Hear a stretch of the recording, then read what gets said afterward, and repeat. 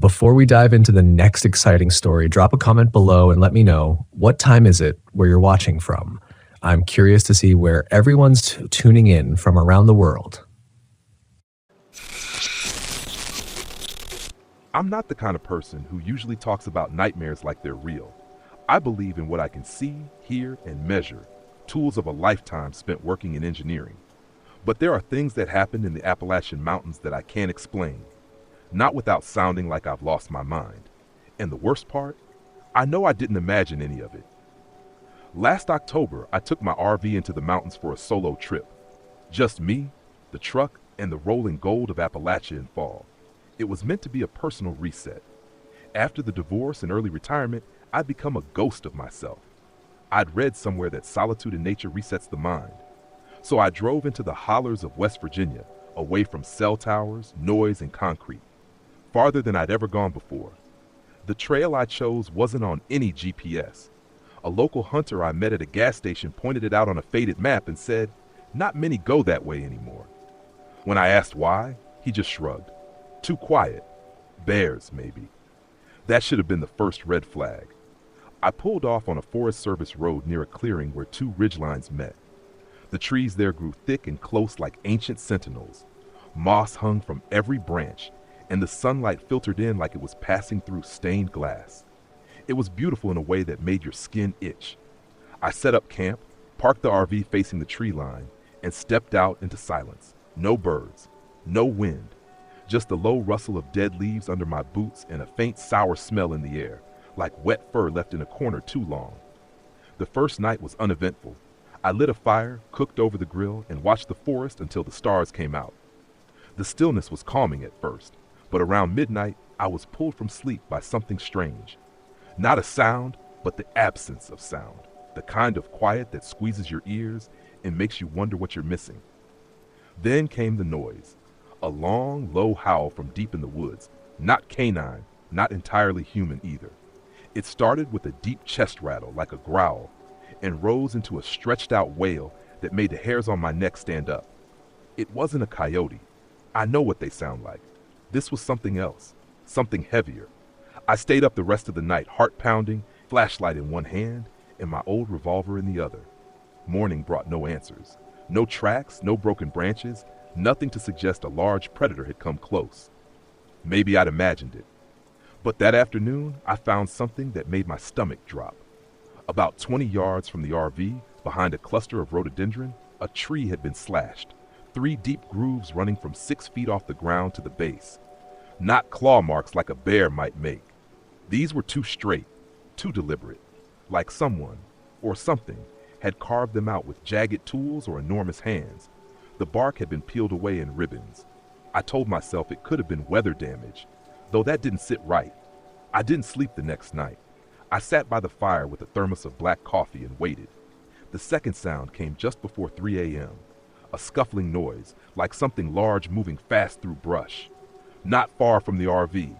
Then a loud thud, like someone had dropped a heavy log on the ground. My flashlight beam trembled as I pointed it toward the tree line. And there, just for a second, I saw them. 2 eyes glowing amber in the dark, reflecting the beam. Tall, higher than any animal should have been standing. Then gone. I didn't move until dawn. At some point in the night, something had knocked over the firewood pile and left muddy, clawed prints near the edge of my sight. They weren't like any tracks I'd seen in my years of hiking. 5-toed, but the width was massive and the claws left divots as deep as my thumb. I measured one, 14 inches long. That day I packed up. But the road out had changed. A dead tree had fallen across it, freshly snapped, sap still bleeding. It was unnatural. The base had been twisted, not broken. I had to spend another night before I could clear the path in the morning. That's when I met the old man. He came walking out of the woods around dusk, leaning on a gnarled walking stick. Looked like he was carved from the mountains himself, weathered skin, beard like hanging moss, and eyes sharp as flint. "Too far up here for comfort," he said. "You hear it yet?" I nodded slowly. His face tightened. "It don't like company. It don't forget." I asked what it was. He only said, "Some things been here longer than people. Forest spirits, they used to say. But they got teeth now. Ain't spirits no more." I asked if it was a bear. He shook his head hard. That ain't no bear. That night, I locked myself inside the RV. I kept the lights off and the gun nearby. Around 1 a.m., I heard breathing. Heavy, slow, and wet, right outside the window. Then a sound like claws sliding across metal. My whole body froze. The RV rocked once, then silence. Hours passed. At first light, I found long scratches down the passenger side of the RV, 4 parallel gouges, each an inch deep. I didn't wait any longer. I cleared the road, got in the RV, and drove out without stopping. The further I got, the more unreal it all felt, until I pulled into a gas station an hour down the highway and saw a flyer pinned to the board. Missing, local hiker. Last seen near Iron Hollow.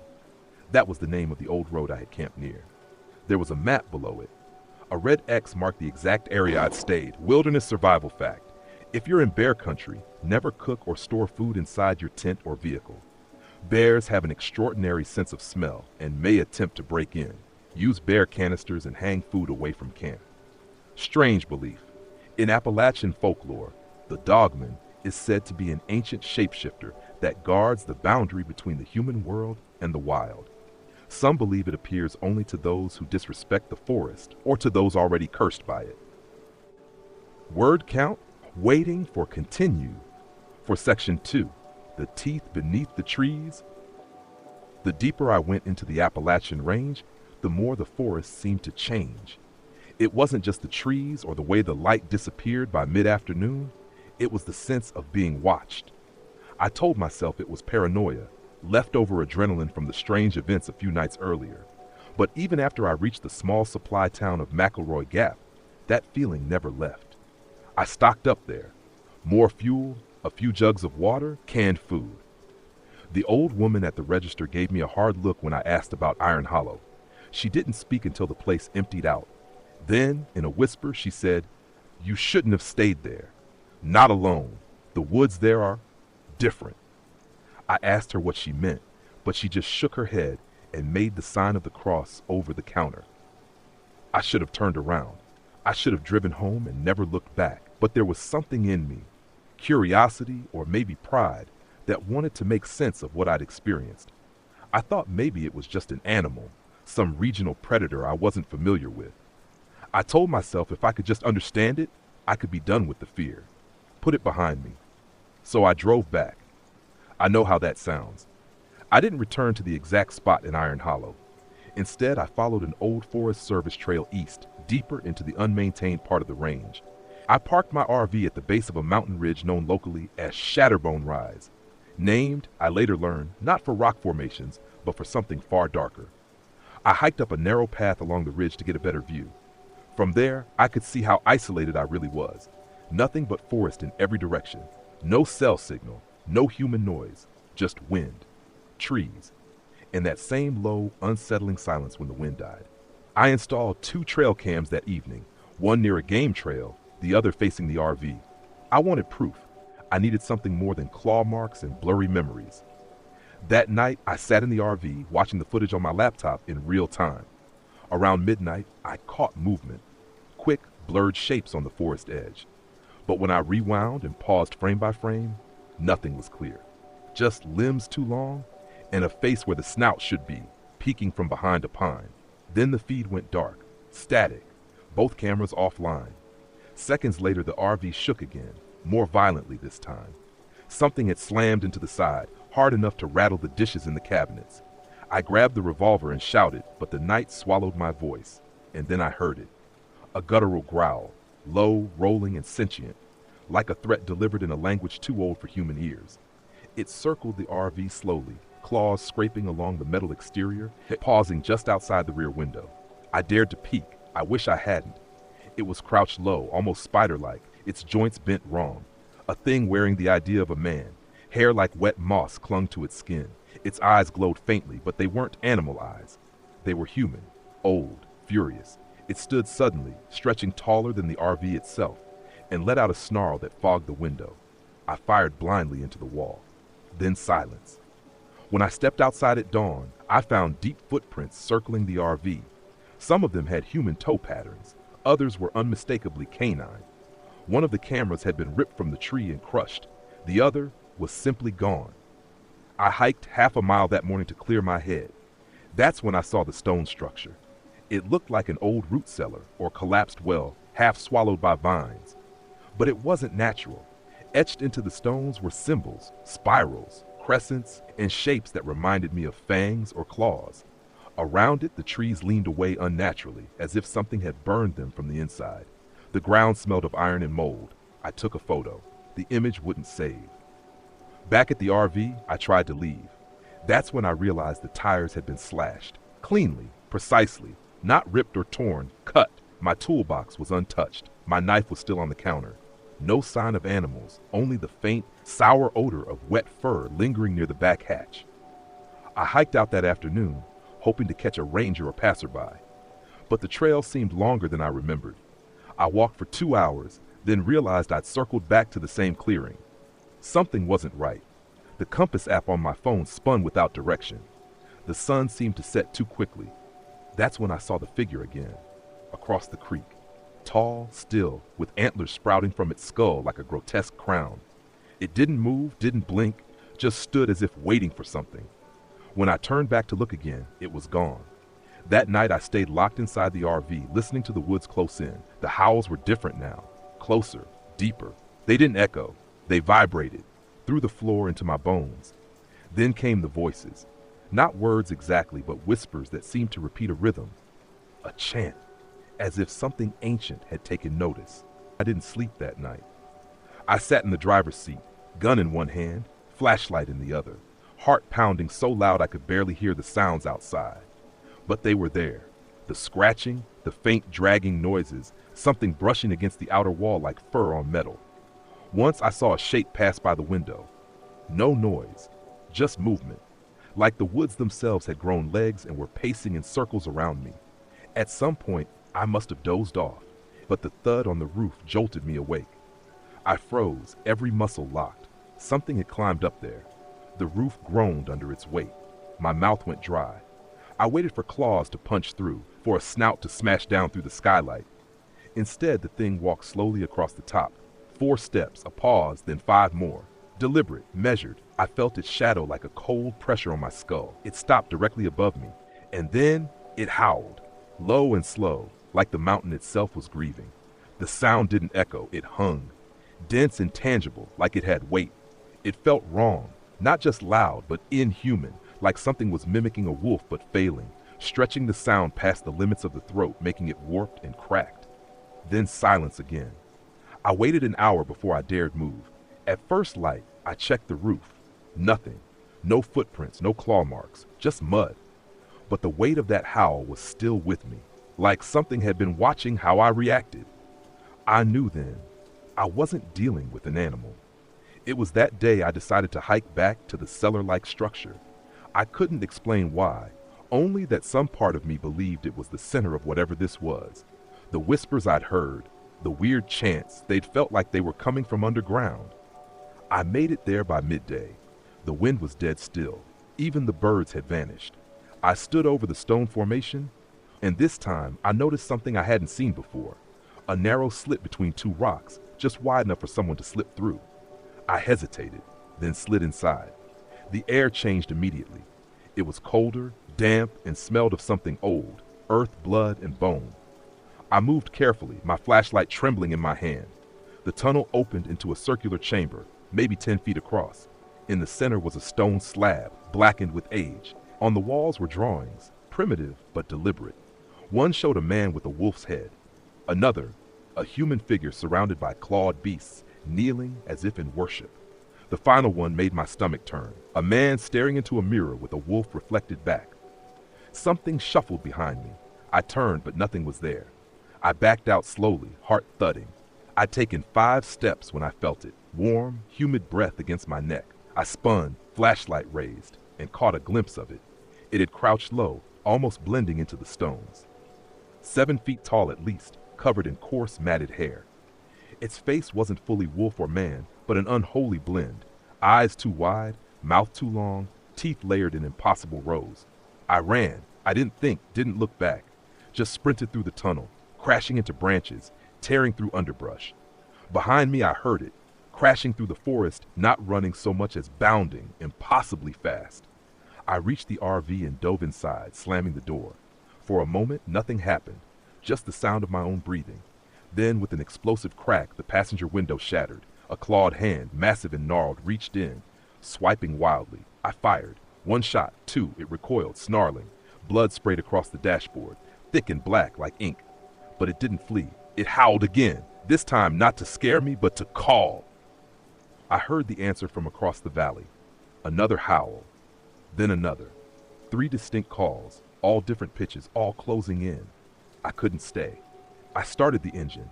Tires screeched. I tore down the trail, branches slamming against the sides, scraping paint and bending mirrors. I drove for hours without stopping. No GPS, just instinct and the desperate desire to get somewhere, anywhere, that wasn't there. By the time I reached a ranger outpost, the RV was nearly out of fuel, the side panels shredded, and one tire hanging by threads. The ranger looked at me like I was a ghost. I told him everything, or tried to. He listened, mostly. Then he asked one question. Did it touch you? I shook my head, confused. Why? He hesitated. Sometimes that's how it passes on, whatever it is. I didn't sleep that night either. Later, I reviewed the dashcam footage. For a split second, just a few frames, you can see it. A figure crouched atop the RV as I'm driving, clinging to the roof like a shadow with claws. Then gone. It had followed me. Section 4. I stayed in town for a few days after that, holed up in a cheap motel with a broken heater and curtains that never quite closed. Every time the wind shifted or something creaked, I flinched. My hands wouldn't stop shaking. I couldn't eat, couldn't sleep. I kept the lights on, the door bolted, the gun within arm's reach. The ranger hadn't said much when I'd shown up, but his eyes, those eyes, they told me more than his words ever could. He'd seen something, or knew something, and when he asked if it had touched me, I remembered the breath against my neck, the possibility that it had grazed my skin just enough. I left the next morning without saying a word. I drove east for miles, then south. Didn't care where I went, just wanted distance between me and that place. I stopped in small towns, avoided highways, never stayed more than a night. And yet, no matter where I went, I started to feel watched. It wasn't always direct, but I'd wake up and find scratches on the RV, tiny gouges near the windows. Once, muddy footprints, barefoot, enormous, just outside the door. In Arkansas, I found tufts of coarse brown hair stuck in the windshield wiper. I had them tested anonymously. The lab returned a report, unidentified primate origin. Closest match, Ursidae, but inconclusive. My reflections started to change too. I know how it sounds, but sometimes I'd glance in a mirror and see my face lag behind, like a badly synced video. My eyes looked hungrier, like they were studying me from behind the glass. I began hearing howls again, even in places where there were no woods, late at night, sometimes soft, sometimes loud. Once in Tennessee, a howl answered me after I shouted into the empty air just to prove I wasn't imagining it.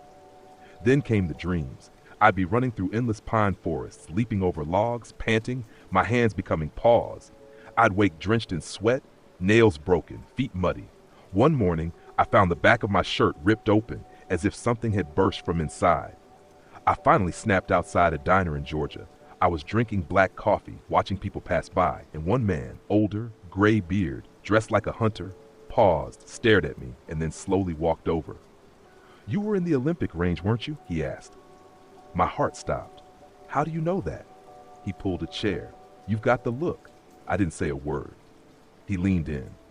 "Most don't survive past the 3rd month. They think they've escaped, but they don't know what it wants. It doesn't kill for food, it kills to protect its truth.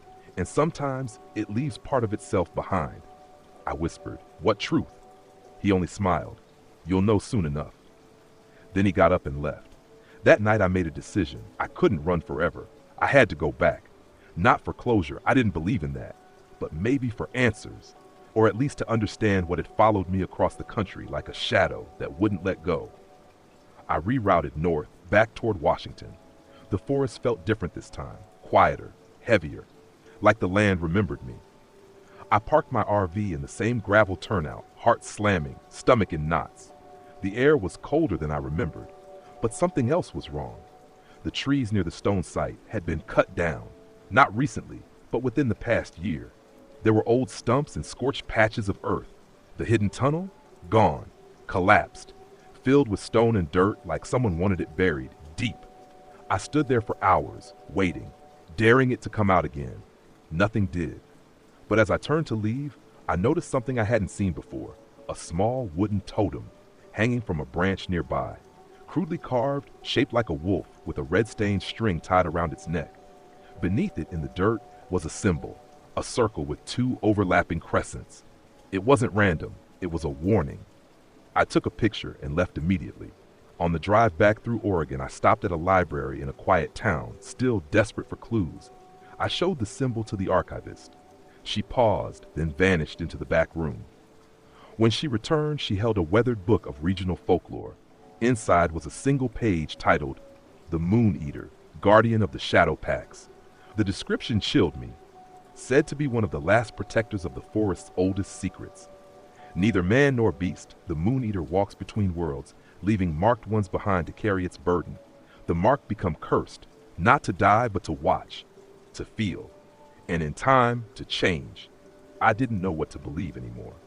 But I returned home eventually, though home no longer felt like it used to. My apartment, once comforting and familiar, now felt like a stage set, sterile, hollow, with too many mirrors and not enough locks. I kept every curtain drawn, every door bolted, but deep down I knew it wouldn't make a difference. Not anymore. The dreams hadn't stopped. If anything, they'd grown more vivid, more real. I'd wake up in sweat, breathless, sore in my joints and bones, as though I'd spent the night sprinting through dense forest. My hands would twitch uncontrollably. My hearing had grown hypersensitive. The ticking of a wall clock felt like hammer strikes. My sense of smell could catch mold behind walls, gasoline 2 blocks away, and blood. Especially blood. That was the moment I accepted something had changed in me. I started losing time. First, a few seconds here or there, a missed turn while driving, a forgotten phone call. But then, it got worse. I'd find myself standing in my kitchen with the oven on, or outside in the hallway in the middle of the night, with no memory of how I got there. Once I woke up in the forest preserve 40 miles from town, barefoot, clothes torn, feet caked in mud. That was when I started recording myself while I slept. The first few nights showed tossing, murmuring, night terrors mostly. But the third recording nearly stopped my heart. At 3:12 a.m., my body sat upright in bed, slowly turned toward the camera, and smiled, not with my mouth, but with something behind my eyes. A full minute passed before I whispered in a voice just barely my own, "He's almost ready." Then I laid back down. I don't remember doing that, but I remember waking that morning with dried blood under my fingernails. No wounds, no explanation. The next day, I went to a sleep specialist. The EEG readings were abnormal. She said my brain exhibited signs of parasomnia, disordered movement during sleep. When I showed her the video, she grew pale and advised me to speak to a neurologist. She didn't know what to make of it. Neither did I. That same week, a body was found near the edge of the preserve where I'd awoken days before. Local news said it was likely a mountain lion attack, though no tracks were found, and the victim's chest had been caved in with a single crushing blow. I had a sudden, sickening thought.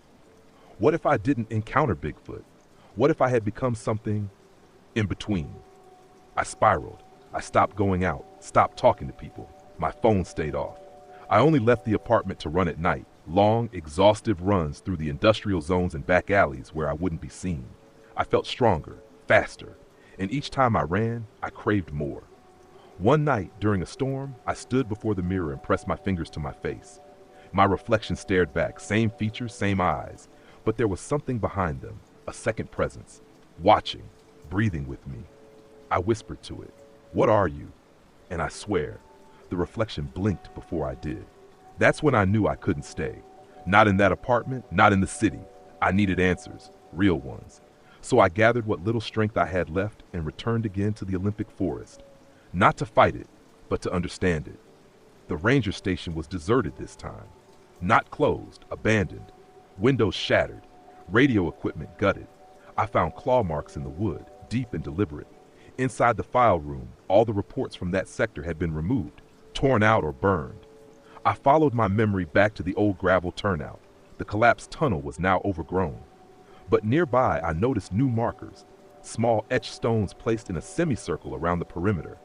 They looked ancient, like boundary runes, and in the center, half buried in moss, was a single handprint. Not human, larger, three-fingered, with talon-like impressions. The moment I touched it, my head filled with sound. Not voices, more like memories not my own. Forest fires, ice ages, screams in the dark, howls that echoed across eons. And underneath it all, a whisper, "You belong to us now." I staggered back, but the woods had gone still. Too still. I turned to leave and saw a figure standing at the tree line. It looked like me. Same height, same build, same clothes. But its eyes were black, its skin gray with ash. It didn't move, didn't speak. It only watched. Then it raised one hand and mirrored the motion I'd made earlier when I pressed my fingers to the glass. I ran. For hours, I ran through the thick underbrush, heart pounding. But the woods had changed. Trails were unfamiliar. The landscape shifted. I swear the trees moved when I blinked. Finally, I collapsed near a creek and passed out. When I awoke, it was morning. The figure was gone. But on my forearm was a mark burned into the skin, the same symbol I'd seen beneath the totem, a circle with two crescents. Since then, I've lived in isolation, a cabin deep in the Rockies, no mirrors, no cameras, no visitors, and yet I still hear it, the howl, the whisper, the call. I'm not alone, and I don't think I've been human for a while now.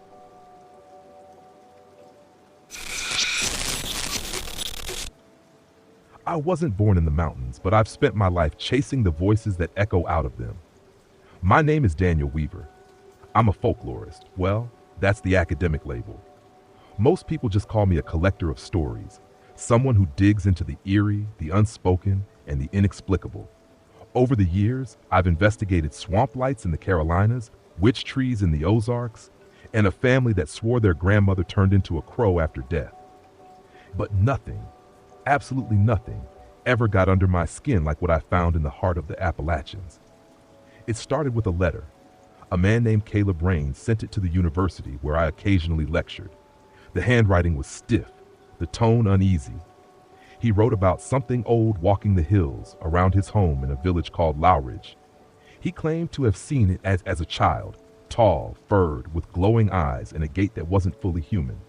He ended the letter with a warning. If you come looking, come quiet. The hills don't like questions. I took it as an invitation.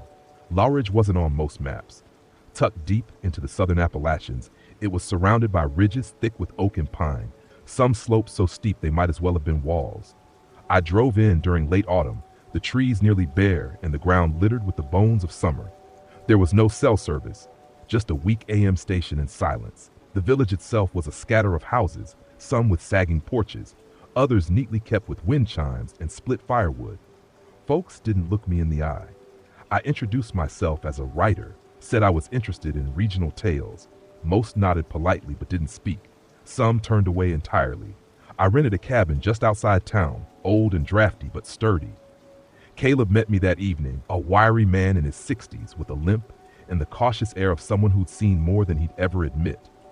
He didn't shake my hand, but he offered coffee and warned me to be indoors before dark. Over the next few days, I tried to blend in. I visited the diner, the general store, the church. I listened. Most stories were tame, whispers of mountain lights or old women who could charm snakes. But now and then someone would mention him, not directly, but in the way people talk about a shadow out of the corner of their eye. Never at night, never near the woods. They didn't use the word werewolf, not once. Instead, they said howler, ridgewalker, or simply him. And every time someone uttered that last word, their voice dropped, eyes darted, shoulders hunched, like they thought the trees might be listening. One night, I stayed up listening outside the cabin. The crickets had gone silent. Then, just after 2 a.m, it came, a long, drawn-out howl that rose and broke like a sob. It wasn't a coyote. It wasn't a wolf. It had weight, depth, pain. There was something human in it, but not in a way that made me feel any comfort. A few nights later, I wandered a bit too far past the tree line near dusk. I was tracing the edge of a ridge when I found a clearing filled with old broken stones, like a forgotten graveyard. Trees leaned away from it, roots twisting as if in retreat. And there, I found something I still can't explain. A wooden carving, weather-worn but intact, of a man with a long snout and claws, hunched and snarling. It was embedded in the center of a stone circle. Someone had carved runes I didn't recognize into the rocks. When I showed Caleb a photo of it, he shook his head and told me to delete it. "Don't take things from here," he warned. "Even memories." The next morning, I noticed claw marks on the trunk of a tree near my cabin. 3 long gashes, deep and deliberate. There was no blood, no hair, no tracks, but they were fresh. The bark still curled from the tear. I'd walked past that tree the day before. Those marks hadn't been there. Still, I kept asking questions. I visited the town's unofficial historian, a woman named Hetty Clorn, who lived in a cabin layered with books and cats. She was nearly blind but sharp. She said the stories went back generations, long before European settlers arrived. "They say the hills are hollow," she told me. "Not empty, just filled with the wrong kind of things." When I asked if she'd ever seen him, she paused and nodded slowly. "Once," she said. "Only once. I was 16. I looked out my bedroom window during a storm. It was standing in the road, not walking, just watching, like it knew I'd see it." I asked what it looked like. "Too tall, legs bent wrong, eyes like coals, glowing, not from light, but like they were burning from the inside." She wouldn't say more after that. She just handed me an old sketchbook. Inside were dozens of drawings, crude but powerful, of a creature with a man's torso, a wolf's head, clawed hands, and eyes too wide. Always standing, always watching. That night, I stayed inside. Around midnight, I heard footsteps crunching leaves outside. I looked through the slit in the curtains. Nothing. But then I heard a sound, low and wet, like someone dragging their tongue along the window. I didn't move. Just before dawn, I found a tuft of fur on the porch. Gray, coarse, and reeking of wet soil. That's when I realized this was no myth. These people weren't exaggerating. They were trying to forget. This morning, the air felt different. Not colder, exactly. Just still. Too still. The kind of quiet that presses in on you. The woods surrounding Lowridge had always been dense, but that day they felt thicker, almost swollen, like the land itself was holding its breath. Even the birds didn't sing. No crows, no rustling squirrels. Just the wind through dry branches, soft and constant, like whispering. I walked into town with Caleb's warning still bouncing around in my head. Don't take things from here, even memories. But I couldn't help it. I had to know more. At the diner, I met 3 locals willing to talk, if only because they didn't think I'd stay long enough to matter. The first was a teenager named Mason.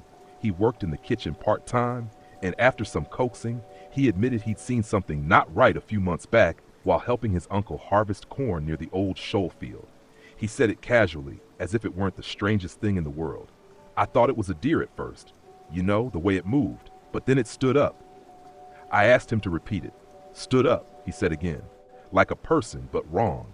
Back legs bent the other way. It had a head like a dog, real narrow snout, but its arms were long. I could hear it breathing." "What did you do?" He swallowed hard. "I ran, didn't tell no one but Uncle Dale. He said to forget it. Said we don't speak on things that walk like men but ain't." The second was a woman named Carly, maybe late 30s, who ran the post office out of a room in her house. She didn't say much at first, but when I mentioned the howl I'd heard, she blinked slowly and poured herself a glass of sweet tea. "My chickens don't last long if I don't put them in the reinforced coop," she told me. "One night I heard them going mad, screeching like the world was ending. I went out with my flashlight and saw a shadow just slipping out the gate. Big, low, red eyes. It stopped and looked back at me." She stared into her glass for a long time. "It smiled," she whispered. I didn't know what to say to that. The third person was the oldest in town, a man named Tobias. He sat in a creaking chair outside the feed store every day, bundled in layers even when the weather was warm. I was told by Caleb that Tobias had seen something long ago but hadn't spoken much since. When I approached, he didn't look up. I sat quietly next to him and waited. After 10 minutes, he said softly, "My brother went missing in '61. Full moon, middle of September. We was hunting coons near Bitter Run." He paused, eyes unfocused. "Found his boots, full of blood, no body, just claw marks in the dirt. Folks searched for 2 days. Sheriff said it was a cat or a bear, but I heard the growl. Heard it speak his name. Bears don't speak." I asked him what he meant. He finally turned to look at me, and his eyes were rimmed with broken veins and terror. It said Mikey, just like my brother did when he'd holler at me from the yard. Same voice, but twisted. I didn't sleep that night. The wind picked up, scattering dry leaves like whispers across the porch. I kept the lights off and sat by the window, trying to convince myself that all these accounts were just the result of isolation, superstition, and folklore stitched together by fear. Then, just after 3 a.m., something tapped on the window. Not a knock, not a scrape, a tap, light and precise, as if someone had curled a finger and gently touched the glass. Once. Then again. I froze. After a few minutes, I mustered enough courage to peek through the blinds. Nothing. But when I opened the door the next morning, I found 5 long claw marks running diagonally across the wooden frame, starting at the height of my chest and ending just above the ground. A small pile of stones had been stacked next to it, deliberate, arranged, like a sign or a warning. I considered leaving then, packing up, driving away, pretending none of this had happened, but something deeper had settled inside me. Curiosity? Maybe. Obsession? Likely. Or maybe I'd already been marked in some way, already drawn too far into the hill's memory to ever really walk away clean. The strangest event came 2 days later. I'd gone to visit the abandoned chapel just outside town, a crumbling wooden structure covered in moss and ivy. Some of the locals still placed offerings there, bundles of herbs, jars of salt, rusted nails tied together with twine. Inside, the air smelled of rot and something metallic. The pews were scattered, as if thrown by some force. On the far wall was a faded mural of Saint Hubert, the patron of hunters, kneeling before a stag, except someone had scratched the stag out, replacing it with something else, a dark, upright figure with antlers and a grin carved into the paint. As I stepped toward it, my ears rang, high-pitched, piercing, like pressure building behind my eyes. Then from the forest behind the chapel I heard a voice. Mine, it called my name. Daniel. Slow, drawn out, mocking. I turned and saw no one, but I didn't go outside for almost an hour. When I did, the woods were empty, but the grass near the edge of the trees had been flattened in the shape of wide, clawed footprints. I returned to the cabin with shaking hands and a conviction I hadn't had before. Something was watching. Not just stalking, but studying me, learning my voice, my habits, my name. That night, I tried to record the sounds I was hearing. I set up a digital recorder near the edge of the woods just past the cabin. At first, it caught nothing but wind and the occasional owl call. Then came the hum, low, vibrating, almost mechanical, followed by distant breathing, long, ragged inhales, a shuffling sound. Then at the 2:14 mark, a voice, Daniel, whispered, clear, and followed by a low, growling laugh that didn't sound human at all. I played the recording for Caleb the next morning. He refused to listen past the first 10 seconds. He told me to burn the device. You can't catch it in wires, he said. You trap its voice, and it learns yours even better. I didn't burn the recorder. I stopped sleeping through the night after that. Every creak in the floorboards became a footstep. Every gust of wind brushing the cabin's windows felt like breath. I started locking the door and wedging a chair beneath the knob, even though I knew, deep down, that a wooden door meant nothing to the thing that was out there.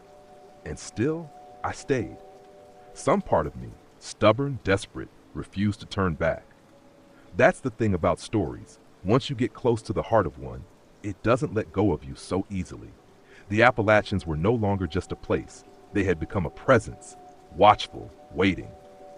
3 nights after the voice on the recorder, I decided to follow the source. It was irrational, dangerous, foolish, but it felt inevitable.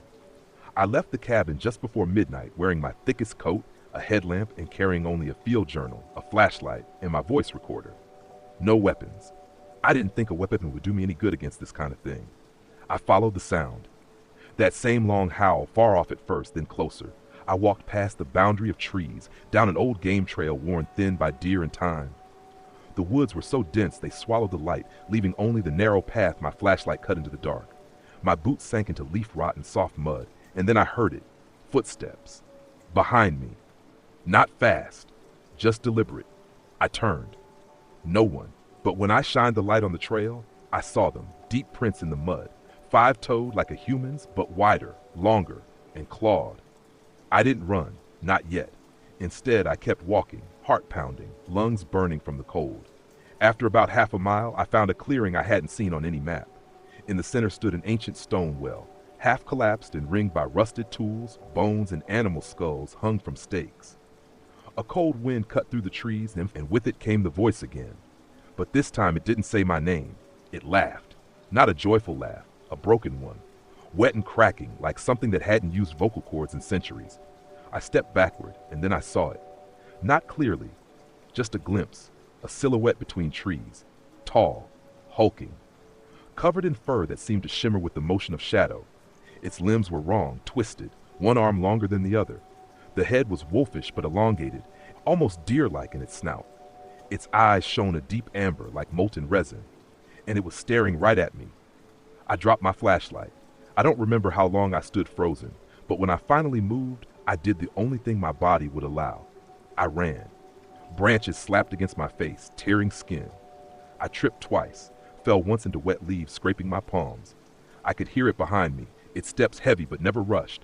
It didn't need to run. It was hurting me. I broke into a small ravine, the moonlight casting warped shadows over the stones. I didn't stop until I stumbled upon an old wooden shack, collapsed on one side but enough shelter to hide. I crawled beneath the fallen beams and held my breath. That's when I heard it again. Breathing. Not mine. It stood just beyond the wall. I could see its shadow, massive, distorted, cast across the fallen boards. It was sniffing the air. Then, silence. I waited. 10 minutes, maybe longer. When I finally dared to peek out, the clearing was empty. I ran. I didn't return to the cabin. I made it to Caleb's place just before dawn, banging on his door like a madman. He let me in without a word. I collapsed on his floor, unable to speak for nearly half an hour. When I finally did, I told him everything. He sat across from me, elbows on his knees, and listened in total silence. Then he nodded once and said, "It let you go." "What?" I asked. "It wanted you to see? That means it ain't done with you." He poured a mug of strong coffee and lit a cigarette. "Most folks out here, they keep quiet. Not 'cause they're scared, well, they are, but because they know what happens when you call attention to it. This ridge walker, it's part of the land now. Ain't always been. Something changed long ago before our people settled here. Maybe even before that. It became this, like the hills gave it shape." I told him I saw it, not just heard it. That it laughed. He nodded again. "Yeah, it always does when it's close. Some say the laugh ain't real, just what your mind does when it gets too near.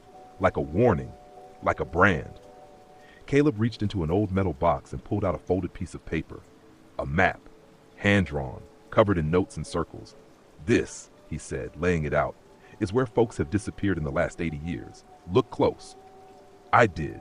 The dots formed a shape, roughly circular, surrounding Lowridge, but always expanding slightly each decade, like something testing the boundaries of its prison. I asked what it wanted. Caleb just shook his head. "It don't want nothing. It remembers. It waits. It mimics. It hunts." That afternoon, I tried to leave. I packed what I could, got into my car, and started down the winding gravel road out of Lowridge. I didn't make it 5 miles before I found the road blocked by a fallen tree. Massive, fresh.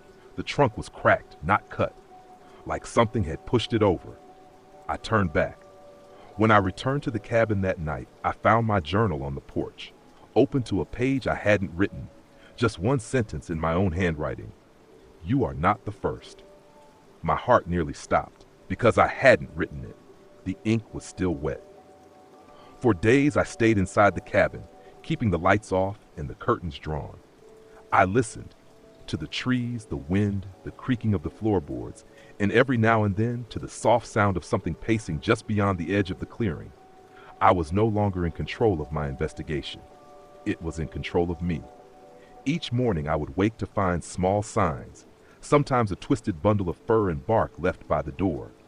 Other times, deep scratches in the siding of the cabin, always in sets of 5. Once a pile of ash arranged in a spiral on the welcome mat. They weren't threats, not exactly. They were reminders. It knew I was there. It wanted me to know. And then the dreams began, vivid, searing dreams of standing in the woods, surrounded by shadows that whispered in voices I recognized, Caleb's, Tobias's, even my own. In the dreams, I wasn't running. I was watching. I was becoming part of it. One night, I dreamed I had claws instead of hands. The next morning, I woke to find dirt beneath my fingernails and leaves in my bed. I couldn't tell if I was dreaming or changing. Something had to give. I needed answers. I remembered what Caleb had said about the old families. So I paid a visit to the only person left who might tell me the truth without riddles. Ruth Alder. She lived in a house older than the town itself, perched on a mossy ridge above a dried-up riverbed. I brought her firewood and a jar of honey as an offering, not as a bribe, but as tradition demanded. She accepted both and told me to sit. Ruth was in her 80s, but sharp as broken glass. Her eyes didn't blink much. Her words came slowly. "You want to know what you saw," she said, "but you won't believe it until it's too late." I said I wanted the truth anyway. She gave me a worn notebook, leather-bound, stained with time and smoke.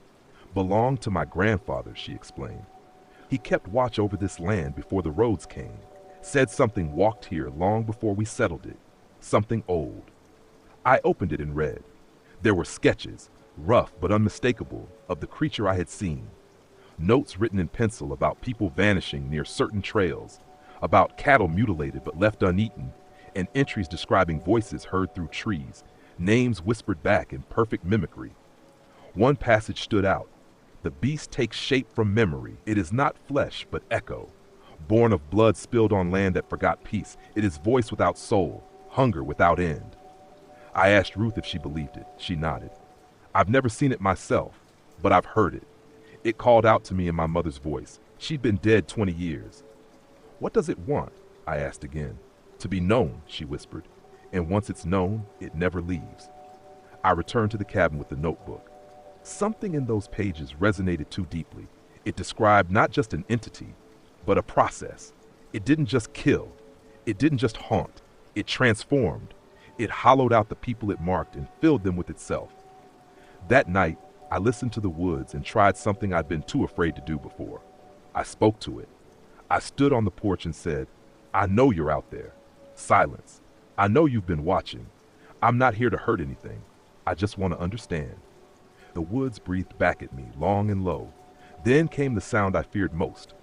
My own voice, not an echo, but a call from deep within the trees. "Daniel," slow, mocking, hungry. "Daniel." It was joined by others, dozens, the same voice, my voice, repeated over and over, surrounding the cabin, a chorus of mimicry. I backed inside and locked the door. The walls began to creak, not from wind, but from pressure, like the forest itself was leaning in, pushing. The windows rattled. A low moan filled the room, so deep it shook the glass. And then, silence. Dead, heavy, crushing. I waited. Minutes, hours. The sun never came. The night stretched on unnaturally long. When the light finally broke, it was gray and cold. I opened the door and stepped outside. Everything had changed. The trees looked different, older, more skeletal. The grass was dead. No birds, no wind. The world felt thinner. I walked the perimeter of the cabin and saw new marks in the earth. A wide circle etched perfectly into the dirt. Burned edges, like something had scorched it in the night. And I was standing in the center of it. The mimic had made a claim. I was no longer just observing this thing. I had become part of it. That evening, I returned to the old chapel, bringing the notebook with me. Inside, the air was heavier than before. I felt watched, not by something outside, but by the walls, the floor, the air itself. The mural had changed again. Where once the antlered shadow stood, now there was nothing, just white, erased. I placed the notebook on the altar and opened it to the last page. I hadn't noticed it before, but there was a final entry written in a different hand than the rest. Newer, fresher ink. It read, "To see it is to name it. To name it is to carry it. You speak with its voice now." I left the chapel without the notebook.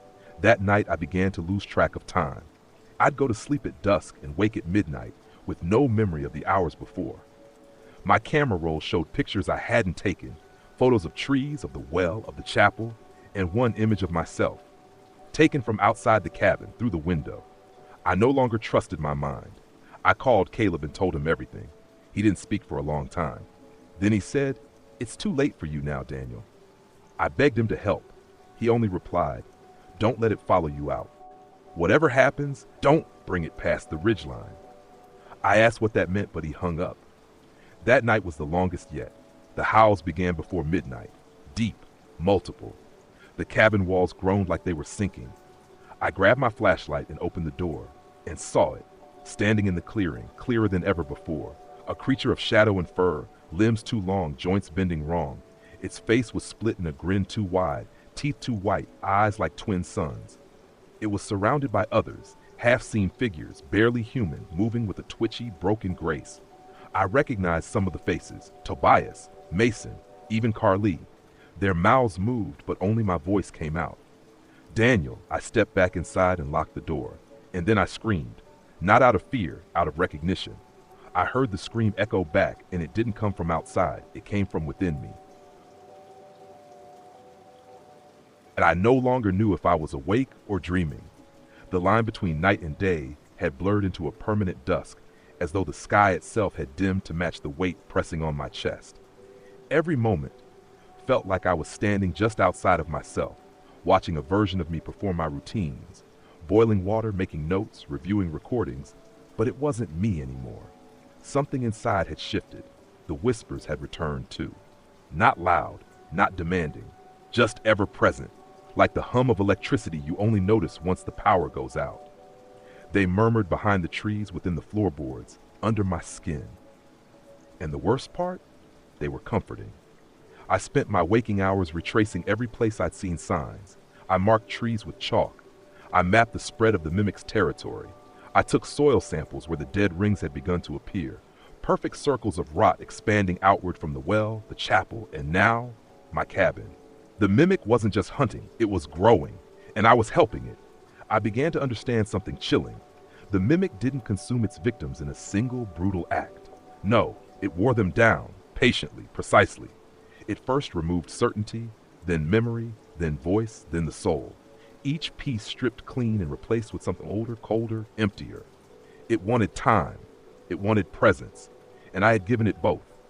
But there was one last thing I hadn't done. I hadn't entered the old coal mine. The entrance sat at the base of Black Hollow Ridge, a gaping mouth sealed with rusted steel bars and warning signs that looked more ceremonial than practical. Caleb had pointed it out once, saying nothing about it except, "That's where it sleeps." I went there at dawn, carrying only a flashlight, the voice recorder, and Ruth's grandfather's notebook. The metal gate had been bent inward, not recently, but long ago, as if by a force that hadn't cared for barriers. Inside, the air was wet and bitter, smelling of iron and mildew. My footsteps echoed unnaturally. The tunnels were narrow at first, then widened suddenly into chambers with collapsed ceilings and stone altars that didn't match any mining equipment I'd ever seen. One chamber held something I can't explain, a circle of standing stones covered in ancient carvings that pulsed slightly when I came close. I recorded everything, though I doubted anyone would ever hear it. And then I heard it, from the depths of the tunnel ahead, a voice, not mine, not familiar, a woman's voice, ragged and desperate. "Help, help me." I knew better. I knew it wasn't real, but I followed it anyway. Down into the final shaft, where the ground sloped sharply and the air grew colder with each step. My flashlight flickered, then failed. I stood in total blackness, listening to the voice call my name again. Only now it was fractured, glitching between different tones, like a tape worn too thin. Daniel, Dan, Danielle, and then silence. I waited. The air shifted, and from the dark something emerged. Not footsteps, not breathing, but a shape. Black on black, darker than shadow, moving like smoke underwater. Its edges twitched. Its limbs were indefinite. Its face was mine, but wrong. Like someone had tried to sculpt me from memory and missed the details.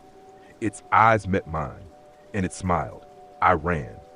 I don't remember how I escaped the mine. One moment, I was falling down a slope. The next, I was crawling in the sunlight, gasping for air, the voice recorder still clutched in my bleeding hand. When I played it back, there was only static. Then, just before the end, a voice that wasn't mine. "You are me now." I should have left then. I should have fled the mountains and never looked back. But I couldn't, because part of me believed it was already too late. And the final proof came the following morning. I found Caleb's body hanging from a tree behind his house. Except it wasn't a body, not really. It was a shell, hollowed out like a wasp nest, the skin still intact but sagging, deflated. His face was frozen in a twisted expression, as if he'd seen something he couldn't scream at fast enough. Pinned to his chest was a photograph of me, sleeping.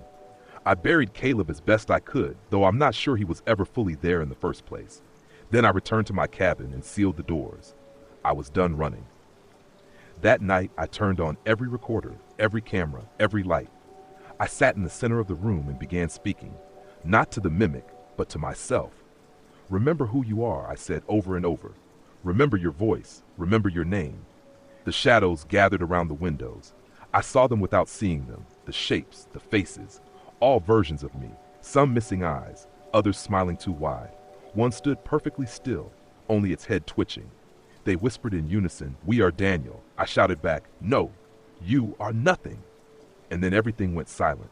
The lights burst all at once, the cameras sparked, the temperature dropped, and then I saw it, inside, no longer outside the window, not across the field. But in the room, it stepped into the light as if it had always been part of the cabin. The mimic in full form. It didn't try to trick me now. No masks, no voices, just the raw, ancient thing that had watched this land for longer than memory. It stood 7 feet tall, its fur soaked with shadows.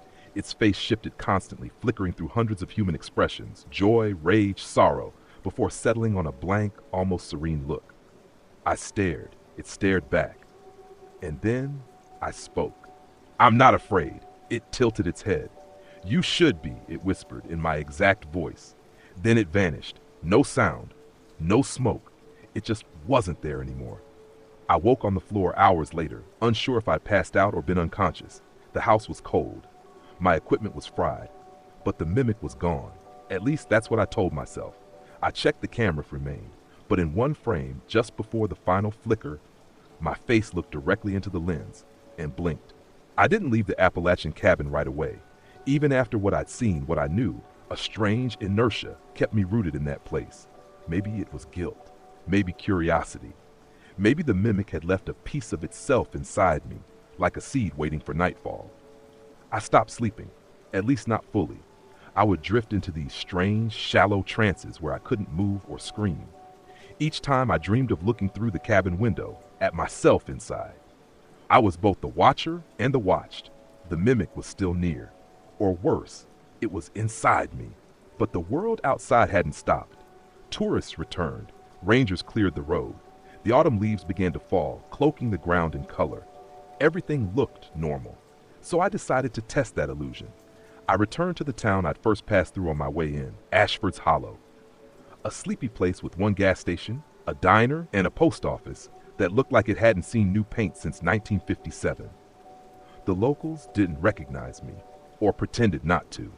I sat in the diner for hours, sipping weak coffee, watching their reflections in the window. Everyone here had a strange stillness to them, like they were holding a secret in their jaws, too afraid to chew. Eventually, a woman approached me. She was older, 60s maybe, with sharp eyes and sun-damaged skin. She introduced herself as Marnie, said she ran the antique shop. "You came from Black Hollow," she said, not as a question. I nodded. She sighed and sat across from me. "They always come back different." "Who?" I asked. She didn't answer directly, just stirred her tea. "You see them, don't you? Reflections in the glass, faces in the trees." My hand twitched. She nodded knowingly. "They've been here longer than us. This land doesn't forget and it doesn't forgive. That creature, it's just the skin. The real danger is what it remembers." I leaned closer. "What does it want?" Marnie stared out the window. "To be real again." Those words stuck with me. I returned to the cabin the next day with a new urgency. I needed to know if I had changed, if I was still me. I recorded myself nonstop. I walked barefoot across the forest to feel every root, every stone. I counted each breath before sleep and each thought upon waking. And still, things kept slipping. One morning, I found muddy footprints leading from the well to the cabin door, prints that matched my boots, but I hadn't left the house that night. Another evening, I woke to find every journal entry I'd written had been crossed out in red ink, except I didn't own a red pen. The worst moment came when I looked in the mirror and saw my reflection lag behind by a fraction of a second. That's when I knew. It was still here. The mimic wasn't trying to kill me. It was trying to replace me.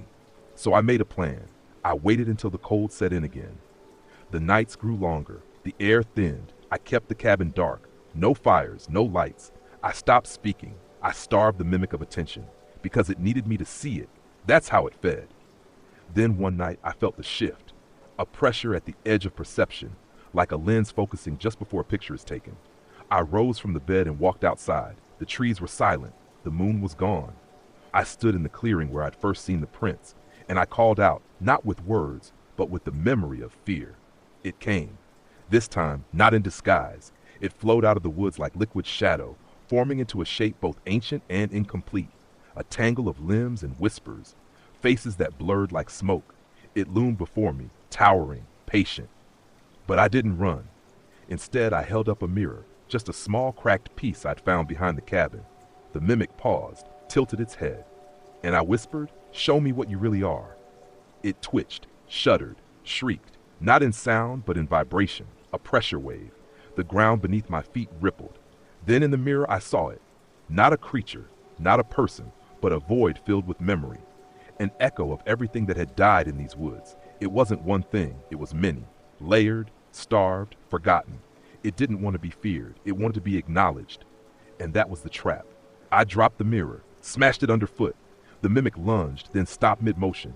It convulsed, scattering into shards of darkness that peeled away into the trees. Gone, at least for now. I staggered back to the cabin, my nose bleeding, my legs barely working. I slept for 20 hours straight. When I awoke, everything felt quiet. No more whispers, no more footsteps, just wind and trees and the distant echo of birds. I packed my things. I left the mountain. I left me behind. I live in the city now, surrounded by noise, surrounded by people, and yet I still check mirrors twice, still turn on the recorder when I go to sleep, because sometimes, just as I drift off, I hear a voice say, "We are still here." I've told this story 100 ways, through journal entries, voice memos, even sketches, but none of them truly capture what happened in those mountains. Not because I'm lying, but because something fractured there, something I'm still piecing together. People often ask why I stayed as long as I did, why I didn't run the moment things turned strange. The truth is, most of us don't realize we're being consumed until it's too late. The process is slow, subtle. It doesn't begin with a scream, it starts with a whisper, a flicker in the mirror, a missing hour, a dream that feels more real than your waking life. The mimic, whatever it was, didn't care about killing. That would have been too merciful. It replaced. It became. It turned memory into fog and voice into echo. And the longer I remained, the more I understood that it wasn't just in the forest, it was the forest. A living record of everything lost and unspoken. An ancient presence, shaped by every person who vanished without a trace. Every story cut short. I don't go near the Appalachians anymore. I don't hike. I don't camp.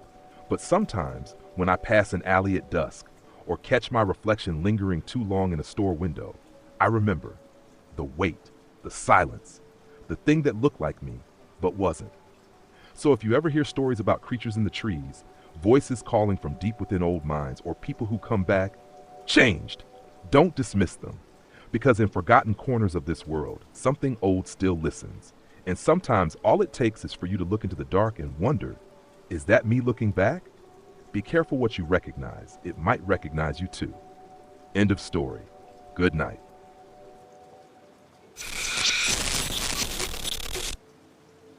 I never thought I'd be the type to work deep in the woods, far from the noise and comfort of civilization. But money talks, especially when your past leaves you with few other options. That's how I ended up as part of a 6-man logging crew, hired on short notice to clear a dense swath of old-growth forest nestled in a remote corner of the Appalachian Range. The company was a name I'd never heard before, Marrow Timber Works. No online presence, no logo, just a plain folder of paperwork, a satellite map, and a contract promising triple the normal rate for expedited, uninterrupted work. We were told the forest tract hadn't been touched since the late 1800s. That was rare, almost sacred ground for loggers, untapped, thick, profitable. The job site was a good day's drive from any proper town. We passed through a handful of backwoods communities, places that barely showed up on maps before hitting the final stretch. A gravel road that clawed its way into the mountain like it had been abandoned halfway through. It was only then that the locals started talking. A gas station attendant in a faded flannel leaned out of his booth and asked, "Y'all headed up into Hollow Creek?" Our foreman, Mitch, nodded. "That's right, got permits." The attendant's face tightened. "Permits don't mean protection up there." Then, after a long pause, you hear things in those woods, things that don't belong to God. Mitch laughed it off, tossed him a tip, and we kept driving. I wish we'd listened. We set up camp at the edge of the tract, 3 large canvas tents, a diesel generator, and a central fire pit. No cell signal, no internet, just shortwave radios for communication. Our crew was a mix of seasoned hands and newcomers. Mitch, the foreman, was an old dog, gray beard, missing fingers, strict but fair. Then there was Kyle, a cocky 20-something with a constant smirk. Darnell, quiet and sharp-eyed, always watching the tree line. Jose, the saw tech, who swore he could fix anything. And the twins, Rick and Ronnie, who weren't actually twins but looked and acted close enough. And me, just another guy trying to outrun his past. The first few days went smoothly. The trees were massive, towering columns of age and silence. It felt almost wrong to cut them, like we were trespassing in a place that had forgotten humans even existed. Birds kept their distance, and animals were scarce. At night, the woods felt utterly quiet, not the normal hush, but a blanket of silence so total it made your ears ring. On the 4th night, we heard the howling. It started just after sundown, a long, low moan that echoed from somewhere beyond the ridge. It wasn't coyote. We all knew what coyotes sounded like. This was heavier, thicker. Like something with a chest the size of a truck was howling not at the moon, but through it. Probably just a wolf, Kyle said, trying to sound confident. Big bastard, maybe. Wolves don't call like that, Darnell muttered. Not down here. Not anymore. The fire crackled between us. No one said anything after that. The next morning, I woke to find deep prints circling the edge of our camp, far larger than any dog or wolf. They didn't look right. The pads were wrong. Almost human-like, but elongated, clawed. Mitch chalked it up to black bears and warned us to be cautious with our food storage. Still, I saw him checking the perimeter more often that day, his hand always near the pistol on his hip. A couple of nights later, the howling came back, this time closer. The trees seemed to lean in when it echoed, the ground humming like it was remembering something old. Jose tried playing music on the radio to drown it out, but the batteries died faster than they should have. Our generator sputtered for the first time. Rick claimed he saw eyes watching him from the tree line while relieving himself, but no one else could verify it. I didn't sleep much that night. I kept turning the sound over in my mind, not just the volume, but the way it spoke. It didn't feel like a call. It felt like a warning. The next day, we found an abandoned hunting shack on the edge of the mapped zone. It wasn't on our survey. Old, half-collapsed, roof sunken. Inside, the walls were scratched, deep gouges that splintered the boards. Kyle made jokes about werewolves. I didn't laugh. There were claw marks on the inside of the door, as if something had tried to get out.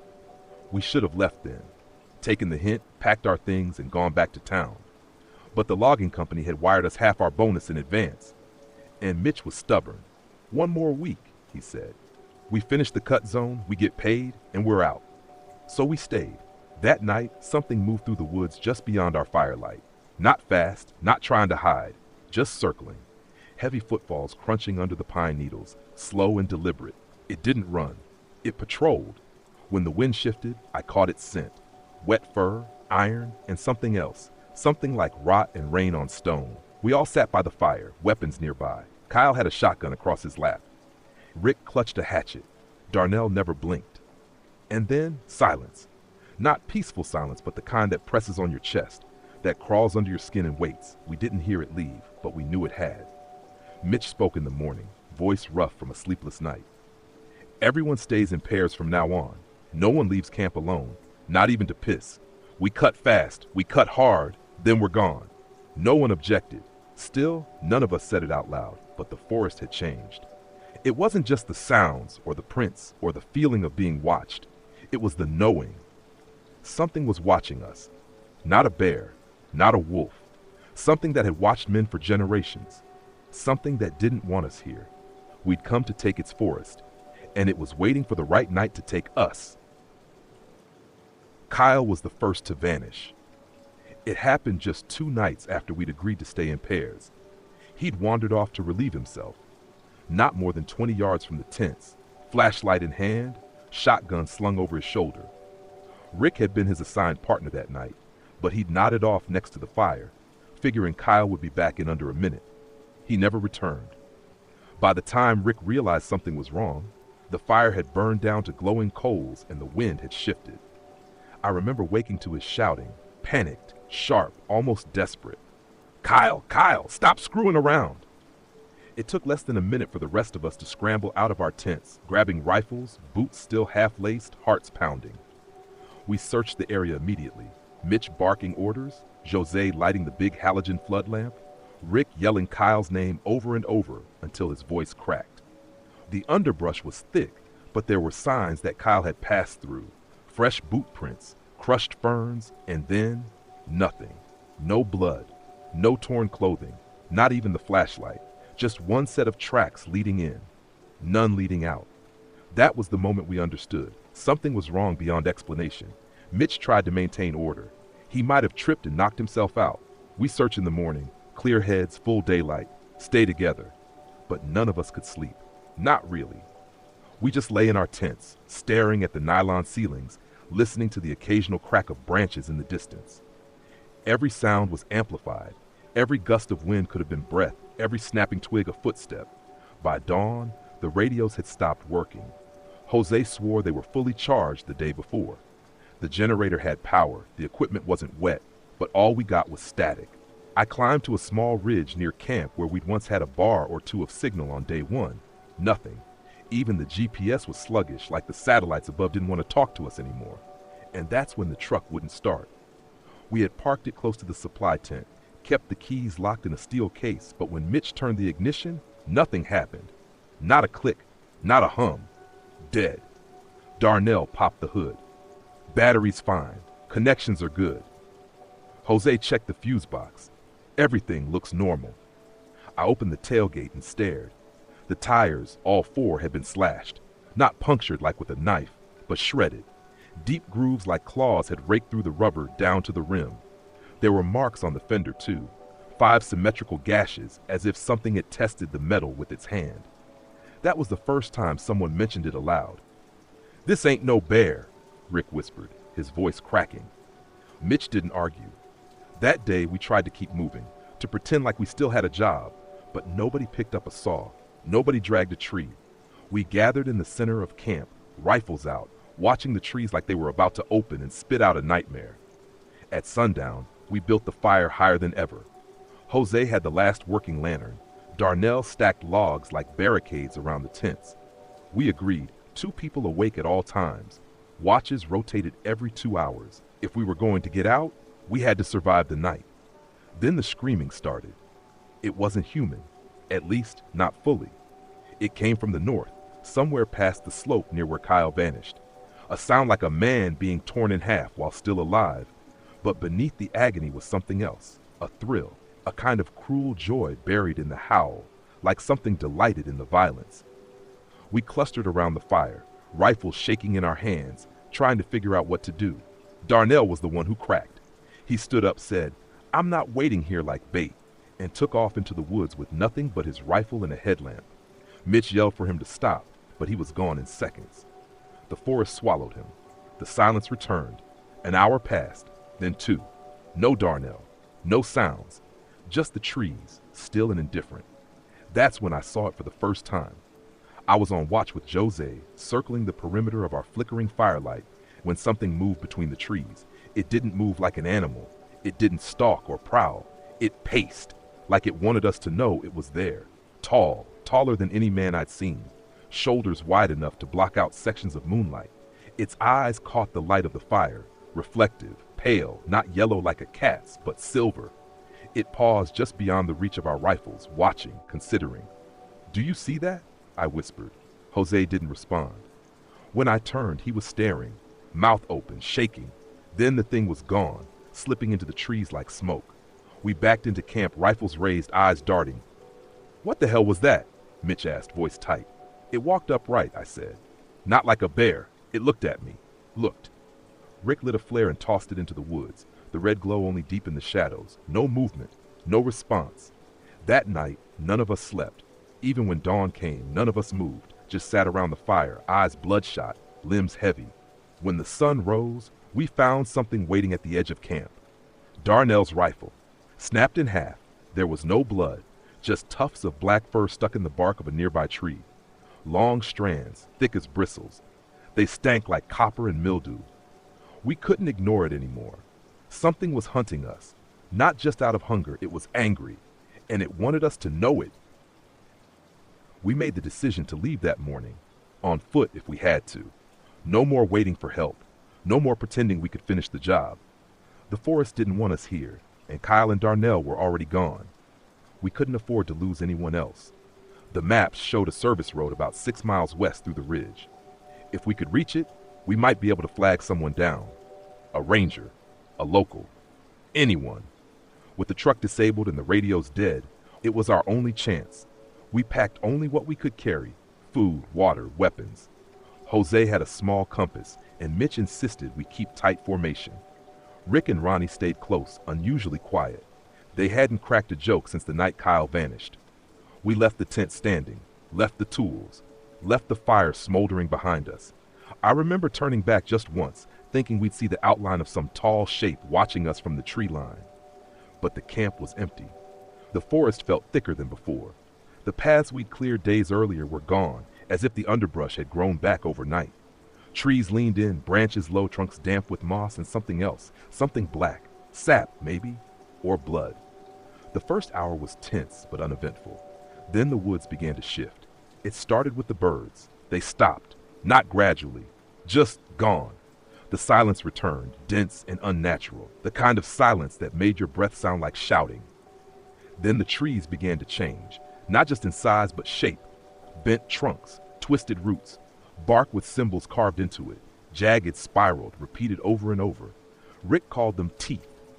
They looked like a row of open mouths. We tried to stay calm, kept walking. But by the third hour, it was clear we were being herded. Every time we tried to follow the compass due west, we'd hit impassable terrain, steep drops, thick thorn walls, or strange sinkholes that hadn't been there before. Our paths were rerouted, subtly but deliberately, until we found ourselves funneled into a narrow gulch surrounded by sheer rock walls. That's when we heard it again. Not a howl this time. A voice. It echoed off the rock, deep and guttural, speaking no language any of us knew. But it sounded wrong, like it was being spoken through someone else's mouth, like the voice was borrowing the throat of something human and using it the way a puppeteer uses a doll. Jose dropped his gear.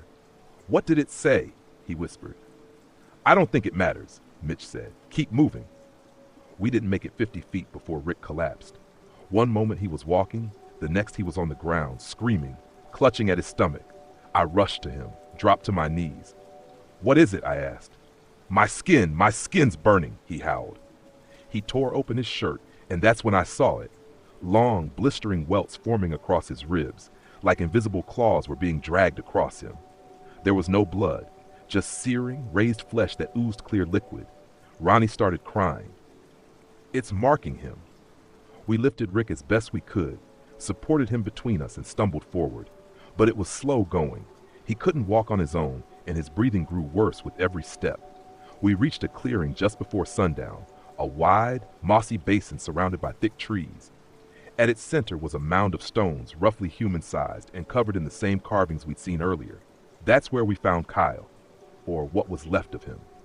He was sitting upright, his back against the stones, eyes open. But his face, it had been changed, stretched. His jaw hung too wide, mouth slack in a rictus of terror. His eyes were silver like the thing's, pale and gleaming. And his legs were bent backwards, bones splintered like twigs, but there was no blood. None at all. Just placement, intentional, like he had been offered back to us. Jose vomited behind a tree. Mitch closed Kyle's eyes and muttered something I couldn't hear. Rick began to shake violently. His skin was turning gray, his breathing shallow. "He's not going to make it," Jose said quietly. "We need to go now." "No," Ronnie said. "He's changing. It's turning him into one of them."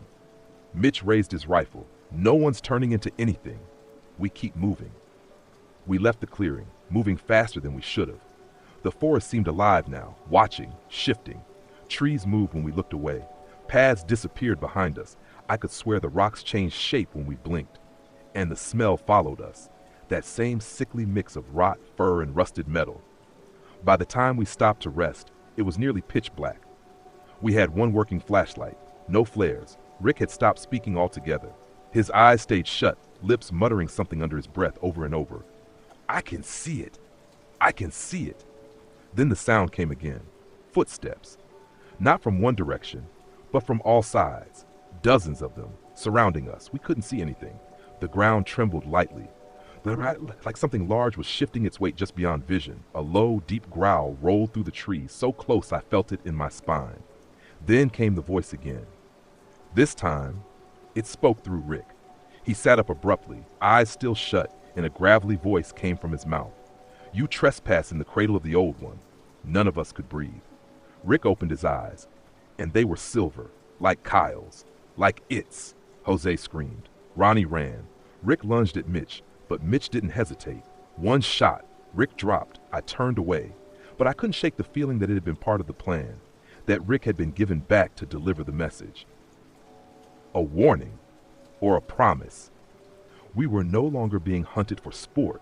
We were being claimed. We left Rick's body behind.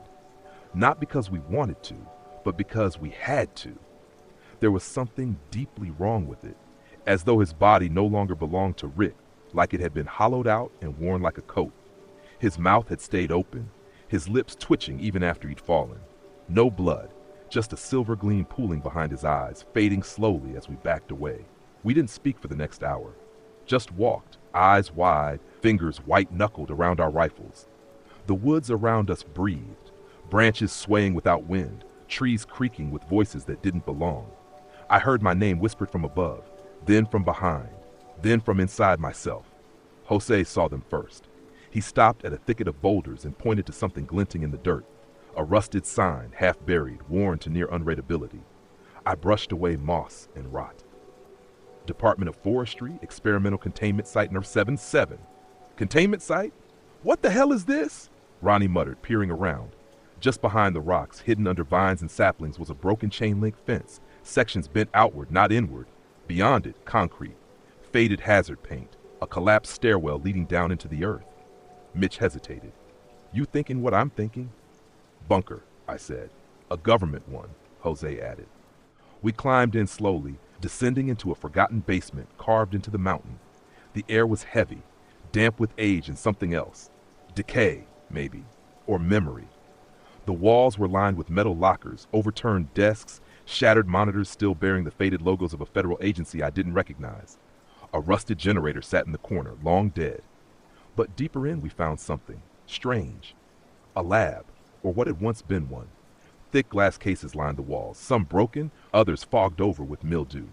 A single operating table stood at the center, and on the walls, drawings, dozens of them, carved, scratched, painted.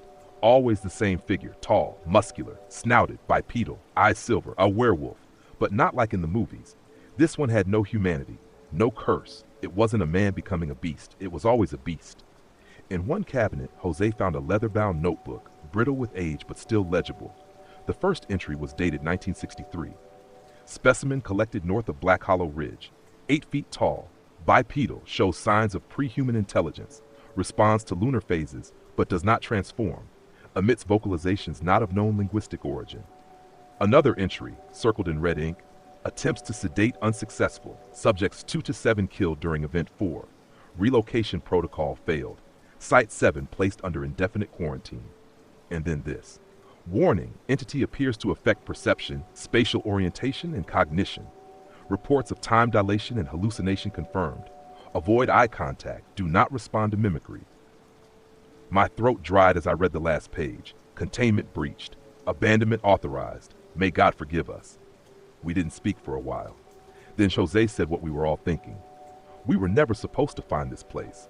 Ronnie paced, rubbing his arms. You think this thing's still out there? After all these years? I think it never left. Mitch said. And I think it doesn't want us to leave either. We took the notebook, packed it, left the bunker as night began to fall again. None of us wanted to sleep underground. Big mistake. Once we were back in the forest, it became clear the woods had shifted again. The map no longer matched anything we saw. Cliffs where there shouldn't be cliffs. Water where we'd passed only dry brush before. We were being moved like pieces on a board. It waited until midnight. That's when we heard Ronnie scream. He had fallen behind, just 20 feet. One turn around a boulder. We rushed back, calling his name, weapons raised, but we found only his hat perched carefully on a branch like a gift. There was no blood, no drag marks, not even broken twigs, just the hat. And then the growl came, low, deep, from everywhere at once. It stepped out of the darkness behind the tree, 7, maybe 8 feet tall, covered in thick black fur. But its eyes were the worst. They glowed with a silver sheen, and they understood what they saw. Not instinct, not hunger, intention. It opened its mouth, not to roar, to speak, in Rick's voice. You trespass in the cradle of the old one.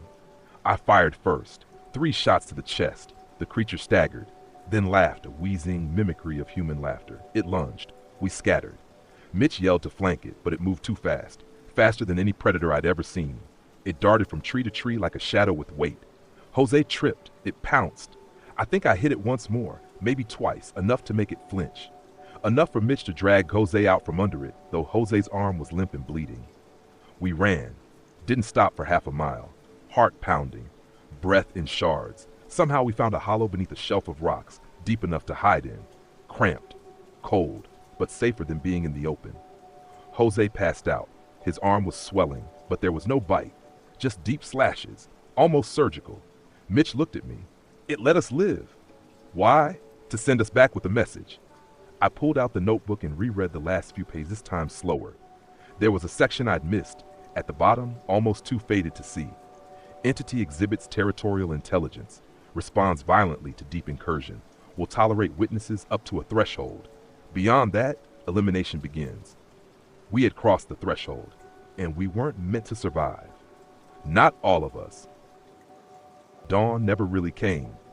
The sky grew lighter, yes, but the sun never broke through the trees. Just a dull gray haze filtering through the thick canopy. We took that as our cue to move. Jose was barely conscious. We fashioned a crude sling for his arm from strips of tent fabric, and Mitch helped carry him. I kept watch ahead. We didn't speak, not because we had nothing to say, but because we feared it might hear us again. Every step deeper into the forest was a gamble.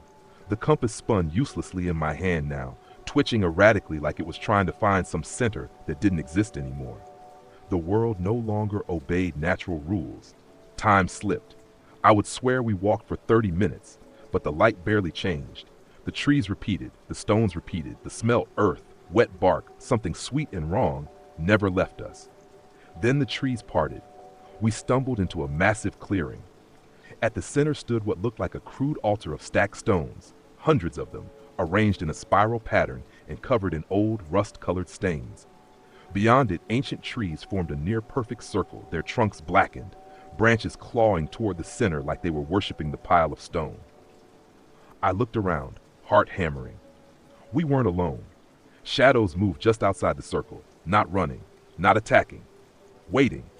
I saw them between the trees, tall, hunched figures standing upright, watching us, maybe 5, maybe more, all silent, silver eyes catching the dim light like tiny mirrors, not blinking. I think this is it, Mitch whispered. The heart of it. Jose stirred. It's a nest. I thought about the phrase in the notebook. The cradle of the old one. It made sense now. This was their center, their cathedral, and we had walked right into it. I moved to step back, but the air thickened like water. I couldn't breathe. The trees began to whisper, words, sentences, names, Kyle, Rick, Ronnie. They spoke as if those men were still here, part of the forest now. Their voices weren't memories. They were present. One of the creatures stepped forward, not fast, not threatening, but with authority. This one was different, taller. Its fur was mottled with gray. One ear was torn, revealing a smooth, bone-white scar. It stopped 5 feet from the edge of the stone spiral and looked straight at me. I was paralyzed. Then, in a voice that wasn't human, but wasn't entirely not either, it spoke. You dig, you cut, you take. Its eyes narrowed. We remember.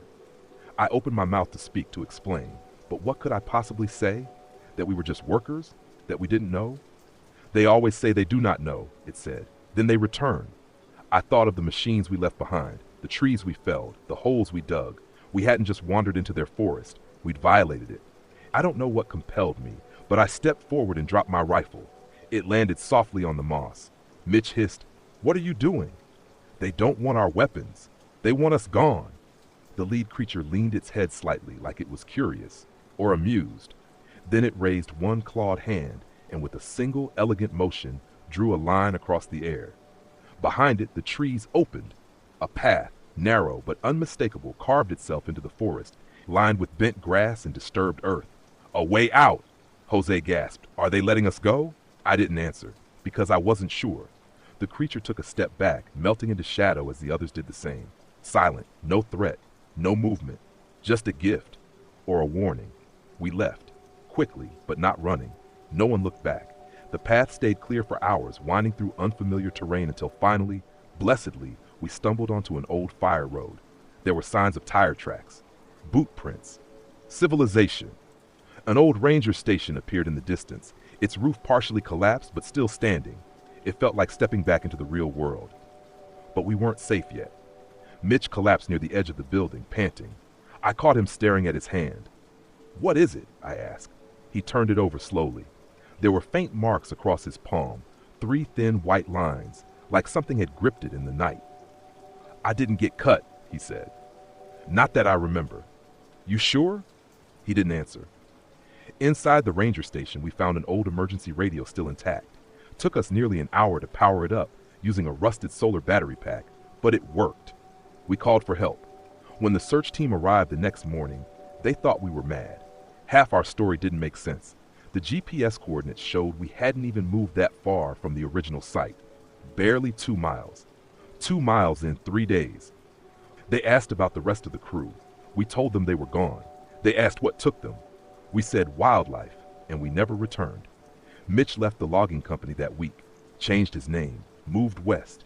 Jose vanished a year later. No trace, no forwarding address. As for me, I still hear the whispers at night. I still see the silver eyes behind the trees when I close mine. I don't tell people about Site Number 7. I burned the notebook. I erased the photos, but the guilt, that stays. Sometimes I dream I'm walking back into that circle, standing before the creature with the torn ear. I drop my weapon, I kneel, and I don't wake up. Not for a long, long time. I return to the Appalachians one final time, not to find answers, not even to face it again, but because silence after a while is worse than fear. It had been 5 years, long enough to bury most of what happened under new routines and quiet denial. I had moved to a quiet coastal town, taken up carpentry, and told myself the woods were far behind me. That whatever we had seen, whatever had spoken to us, was tied to that place. And as long as I stayed away, it would stay away too. But it didn't. The dream started slow. Shapes moving just outside my field of vision. Long corridors of trees that never ended. The sound of claws scraping stone always just behind me. And in those dreams, one thing remained the same. The whisper of my name. Not shouted, not threatened, just spoken, like an invitation. The nightmares grew worse. I found claw marks on my window frame one morning. My dog went missing. No blood, no noise, no sign. Just his collar, placed gently at the foot of my bed. That was when I knew it wasn't just in my head. They remembered. I didn't tell anyone I was leaving. Just packed a small bag, took my old hunting knife, and drove. I didn't bring a map. I didn't need one. Something in me knew exactly where to go. The forest hadn't changed. It was like stepping into a painting left untouched for centuries.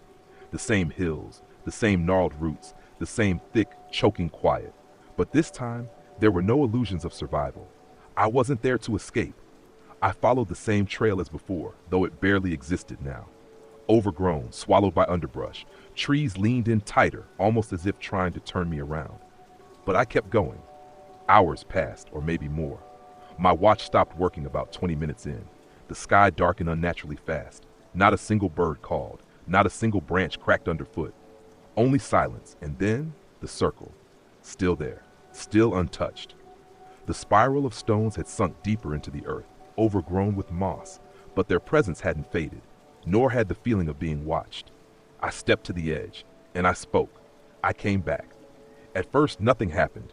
Then, without sound or warning, the creature stepped from between 2 trees. It was the same one, the scar on its ear, the silver eyes, taller than I remembered, more human in its stillness, but not in its shape, not in its presence. It regarded me with something like recognition or memory.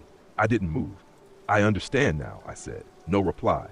I was part of what destroyed this place. I helped cut, helped take. I didn't ask why, I just did. Still, it said nothing. But the others emerged. One by one, they formed a ring just beyond the stones. I counted 8, maybe 9, all silent, all watching. And then the air shifted. A low hum began to rise, not from their mouths, but from the forest itself. The trees vibrated. The ground pulsed. My heart raced to match it. I dropped to my knees. I didn't come to beg, I said. I came to listen. The lead creature stepped forward and reached out. Its hand hovered just above my head.